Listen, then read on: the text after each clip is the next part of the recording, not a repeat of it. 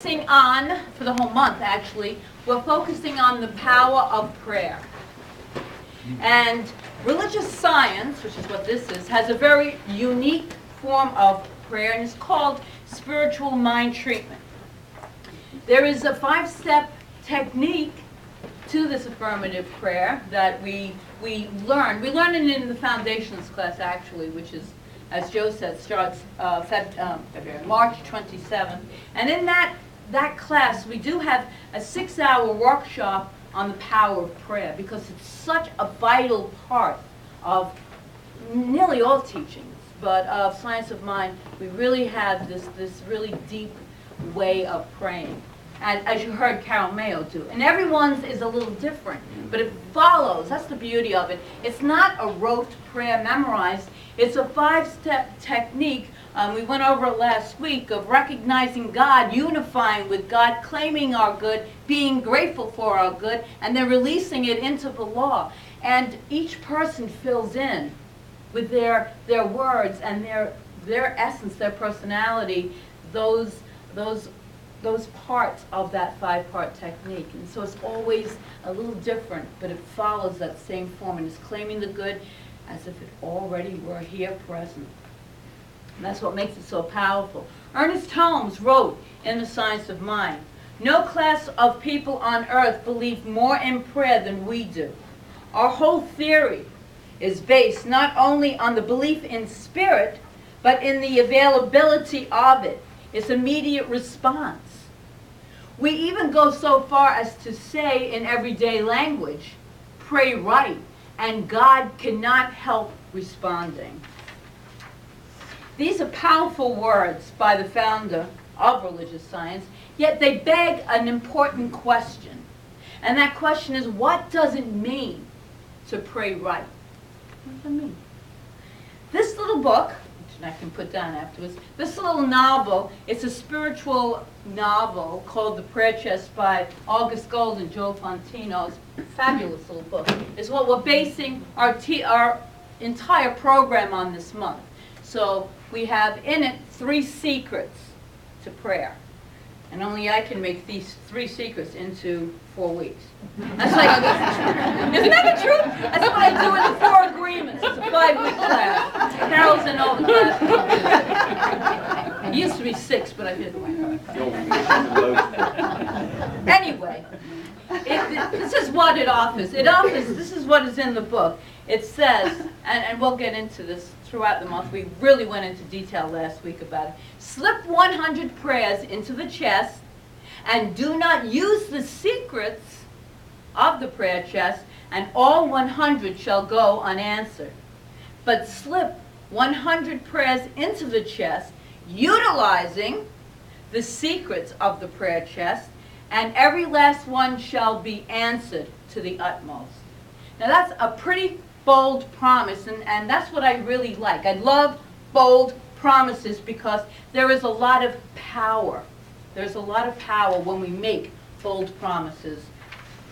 And as I've read this simple, sweet novel, I think about these 3 secrets and what they put forth. They make so much sense to me, and they are congruent with the teachings of science of mind or religious science. They really blend in beautifully. So it's a perfect combination of using this book and delving into the power of prayer. So today, our journey through this novel, The Prayer Chest, we uncovered the second secret to praying right.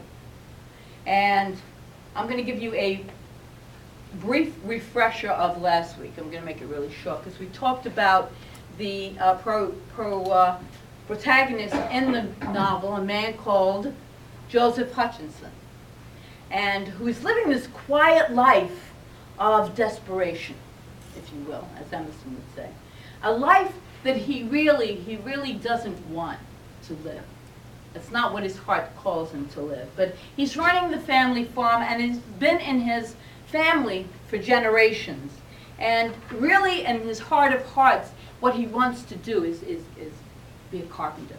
That was his true love. But for family reasons, he had to take over the farm. And then his beloved wife, Miriam, dies. And he feels totally responsible for her death, and he's also left to raise the 2 young children left behind. And the last straw came when the bank forecloses on the farm. And he and his children must be out now within a month. And they have no money, they have no place to go. He has a breakdown, which is known which is shown through the metaphor of, if those of you who were here, he was up in the attic this is where Joseph used to go to pray, in the attic. He used to pray to the attic. And in the attic were all the family heirlooms and all of the stuff from generation to generation, junk, and all of the things that they held onto in the attic. And in this moment of having this absolute breakdown, he threw everything out of the window, just emptied the entire attic. And this is really a metaphor for when we clear up our belief system, when we really get in touch with those thoughts that are holding us back, and we clear them away. So it's a metaphor of breaking through, really, breaking through in our consciousness, in our thinking, getting rid of the old beliefs that might have been placed there so long ago that no longer serve us. And sometimes we must, in fact, a lot of the time, we must go through this chaos, this confusion, this upset, this unsettlement, to arrive at the place of clarity, of clear thinking. That is, a lot of the times, it can be quite painful, quite upsetting, but it coming through to the other side, and as long as we stay aligned, and that's what we're going to talk about, staying aligned with the presence of good within each and every one of us, then we can come into the place of what our heart truly desires, to really get the clarity, to know what it is that we really desire. So once this attic was cleared out, Joseph discovered that there was a false wall, and he removed that wall. He couldn't see before that it was covered up. The rest of the attic wasn't. And he couldn't see it because of all the stuff that was in the attic. So once he cleared it all out, he opened this false wall up, and he found this box. And it was an old wooden box. And within this box, there was this very, very old notebook. And in it were the 3 secrets of answered prayers. And it was after his breakthrough that he really got to this breakdown, that he and we really get through to the other side, and we can see clearly enough. We clear out the beliefs. He cleared out the attic so he could see clearly enough for that which needs to come forth, to be revealed. And for him, it was this book, this old notebook. So breakdowns in life prepare us to receive, So in this receptive state, he was ready to discover and receive these 3 secrets of answered prayers. And last week, we really went into great detail when we discussed the first secret. So how many people remember the first secret of prayer? Answered prayer. Besides Reverend Jessica.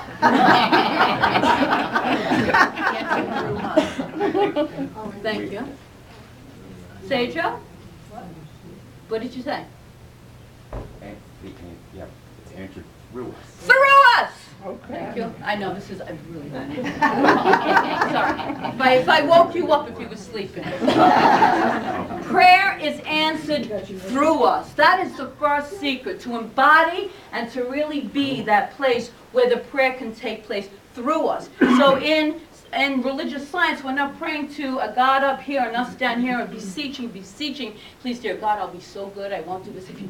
No, we are embodying it. We are letting the prayer move through us, because the essence of good is the truth of our being.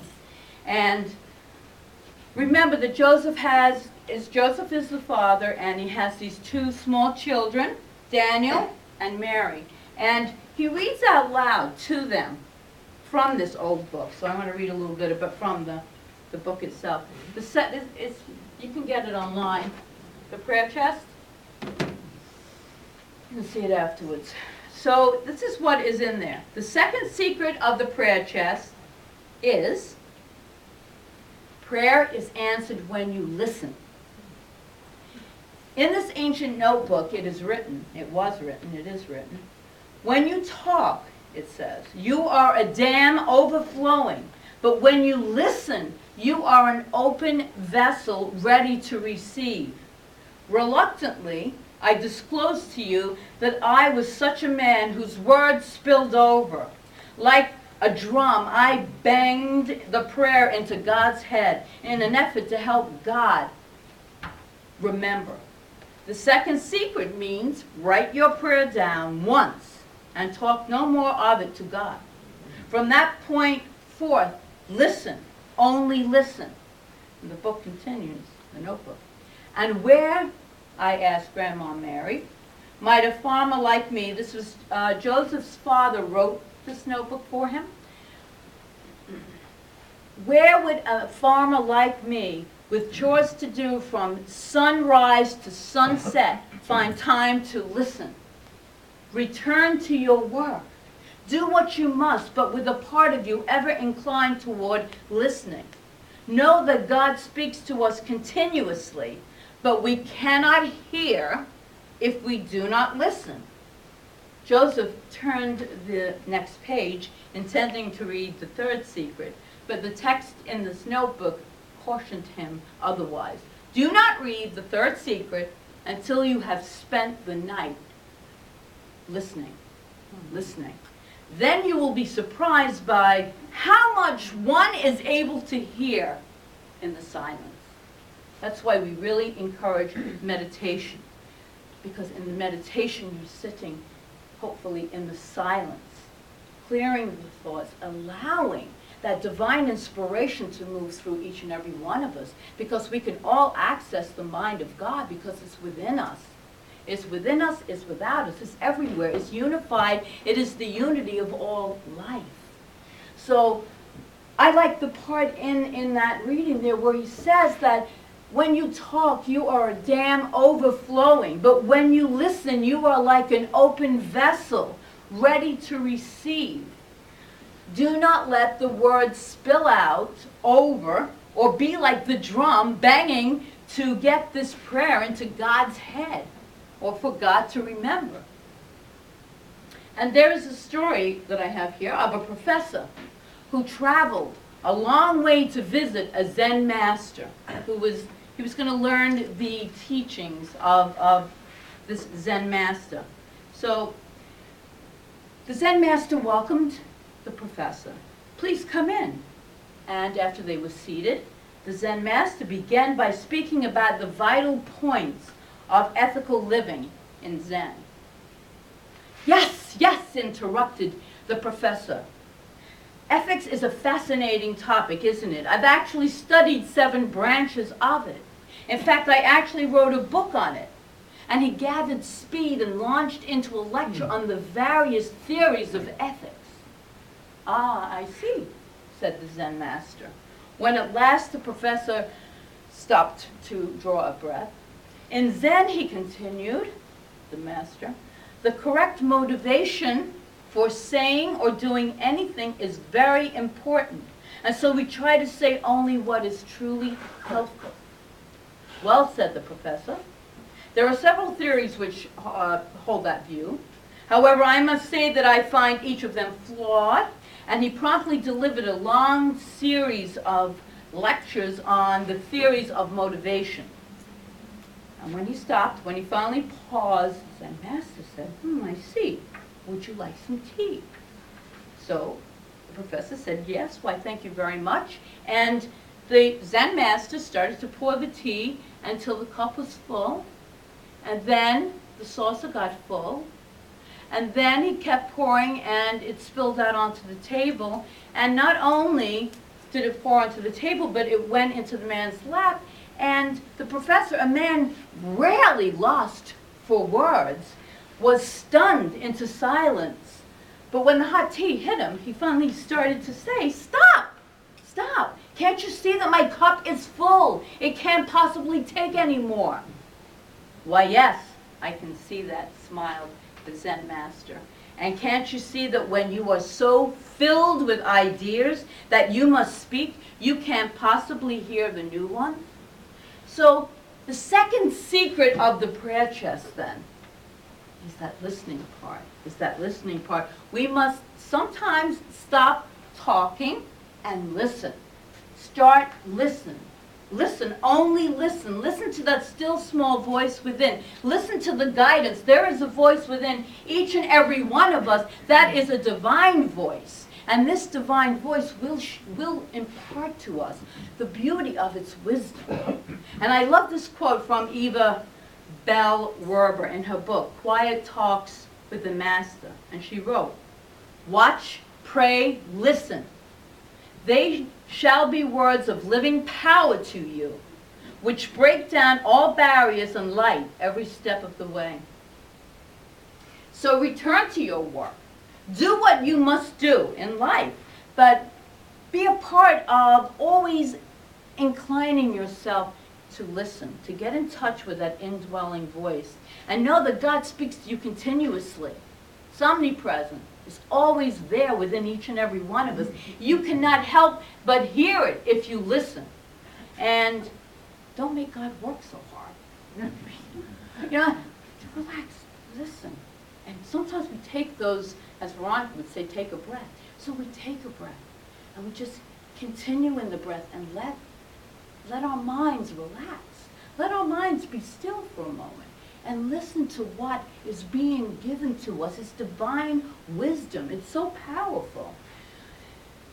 So Mary Manning Morrissey wrote in her book, Building Your Field of Dreams, calmly, clearly, and without judgment, our inner voice is always ready to help us move toward our highest good. Anytime we choose to listen. As we increasingly listen and follow our inner guidance, she writes, we find ourselves navigated to our dream. You will be told very specifically, listen and you will be led. Remember, God can only do for us what God can do through us.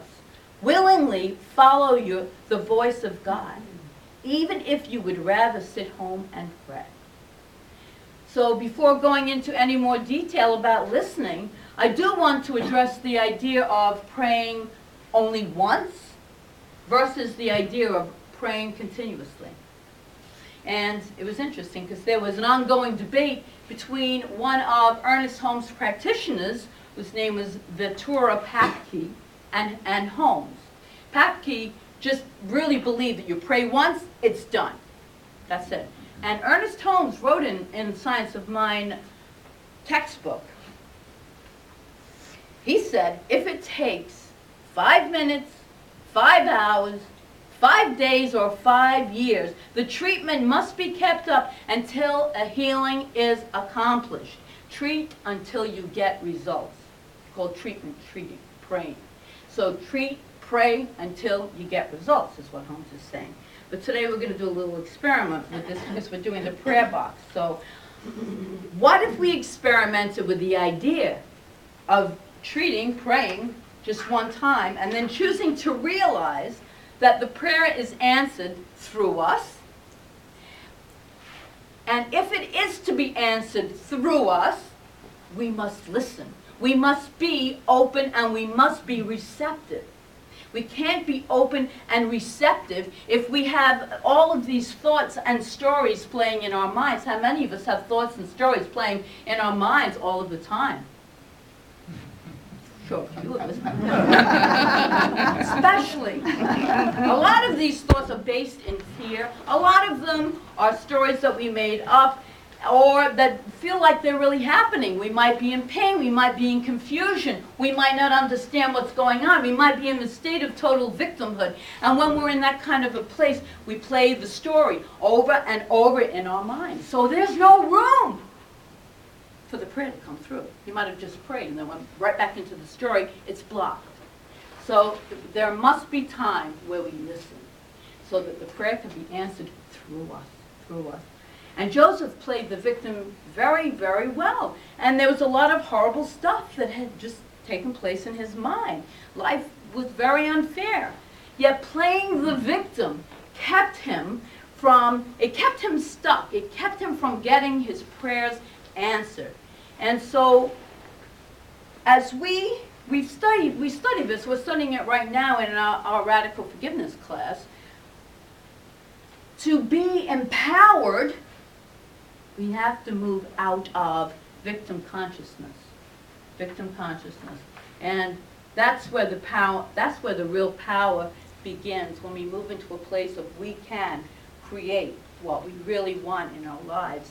And if you don't know if you're in victim consciousness, I've got a few hints of how you can find out, because I know when I'm in it, when these come up, especially the why question. Why did this happen to me?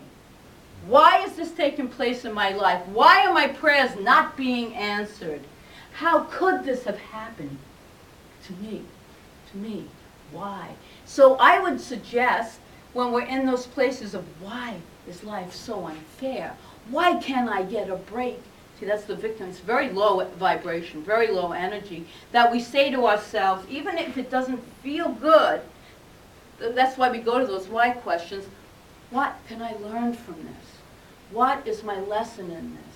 How can I move forward from this place? And that kind of raises the vibration up somewhat so that we move a little higher up that vibrational scale and move out of the victim consciousness. So we have stopped talking and are opening up to listening, to listen. And how does God's voice sound? How do we, this is we get a lot of these questions. What is God's voice? What is the egoic voice, which is our whole belief system? We have these two voices because, as Colin Tipping, Radical Forgiveness, says, we have one foot in the human, one foot in the divine. So how do we know which is the voice? So it's a matter of cultivating those spiritual practices that bring us in alignment with that indwelling divinity, and it always feels good. It always feels right. Let me put it that way. It feels right, because sometimes, I'm going to translate this. Sometimes we must go through things that are not comfortable. And so if we're being pulled into a larger vision, we're being pulled by something that is divine.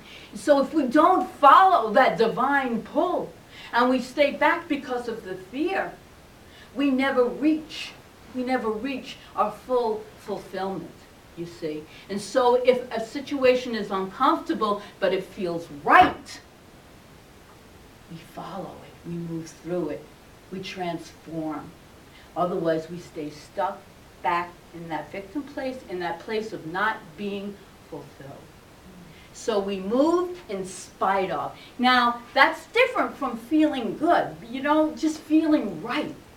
Because feeling good, it might not be to fulfill your life's purpose, but when it feels right, and you don't deny it, and you're pulled into a bigger vision of your life. So sometimes God's voice comes like a thunderbolt. You just get zapped with a great idea. And sometimes it comes as that still small voice within, where you just have this beautiful insight. And sometimes it's just a feeling or a sense. But if you are consciously listening, it is there. That's why it's important to cultivate that relationship with your divine self. You all have it. Everyone here has a divine self, whether you know it or not. We know it for you. Absolutely know it. And sometimes the inspiration, we can hear God's voice. It might come through another person. It could come through something that we read. We can be inspired in so many different ways, but we just really get in touch with that divinity within us and really pay attention to it. Ernest Holmes discussed Jesus' communion with God, saying his power was founded on his ability to listen, and that we should all learn to listen. And he wrote in his book, we must learn to listen, call it conscience, intuition, or what we will. It is there. No one need go unguided through life. Don't think that you're alone in life. There is always a power for good within you, and it is always there to support you. This is a universal good that is for you. Holmes didn't write that, I just said that. So no one need go unguided through life, but he meant it. For all are divine at the center, and all are images of the Most High. That's the truth. There is a power for good that is for us. That is so reassuring. That is so loving. And that is what we are deepening into. That is the divine guidance. But we have to learn to listen. Listen. So let's maybe this week test the secrets of the prayer chest. And maybe allow what is in your heart to come forth when you put a prayer. Maybe you have a box or create a box and put a lock on it and throw the key away so you don't go back again to look at it. And create it and write a prayer, put it in the box and leave it there. And begin practicing. It's all about practicing the secrets, which in religious science we know these are not secrets. They've been written for centuries. These are not secrets. Prayer is answered through you and as you listen. Those are the first two. So first you must know that the answer to every single prayer will come through you. It will come through you. And then, secondly, we completely let it go. That's Carol released it into the infinite law when she did her prayer. She released it. Not to think of it again, knowing it is done, and then be consciously aware and listen. Listen. Because lots of times our prayers are answered and they just go right by us because we're not paying attention. So it's the second part is listening. So set that intention daily and try to take the prayer. Don't try to take the prayer back. All you need to do is listen. So I'm going to read to you again the bold promise of the prayer chest. Slip 100 prayers into the chest. Do not use the secrets of the prayer chest, and all 100 will go unanswered. But slip 100 prayers into the prayer chest, utilizing the secrets of the prayer chest, and every last one will be answered to the utmost. And so I'd like to conclude this with a reading from the chapter on prayer from Ernest Holmes, which I think is really beautiful. He writes in his book, "Prayer is not an act of overcoming God's reluctance, but should be an active acceptance of His highest will. Through prayer, we recognize a spiritual law that has always existed and put ourselves in alignment with it. The law of electricity might have been used by Moses had he understood this law. Emerson said, 'Is not prayer a study of truth, a sally of the soul into the unfound infinite?'" And Holmes continues, "We can be certain that there is an intelligence in the universe to which we may come that will guide and inspire us. A love which overshadows. God is real to the one who believes in the Supreme Spirit, real to the soul that senses its unity with the whole." So I say then, let us allow our prayers to be answered through us. Feel the prayer. Feel it in your heart. It's alive with limitless possibilities. We say this about when we describe the nature of the divine. It's limitless possibilities. And pay attention. Pay attention for what shows up in your life, what inspiration, what person might bring you some information. Pay attention. Listen to the whisper of the divine wisdom of God as it moves through your life, because it will. It will. It absolutely will, because we are aligning with the nature of good. And that, aligning with the nature of good, is when prayer is answered. And to that I say, and so it is. And so it is.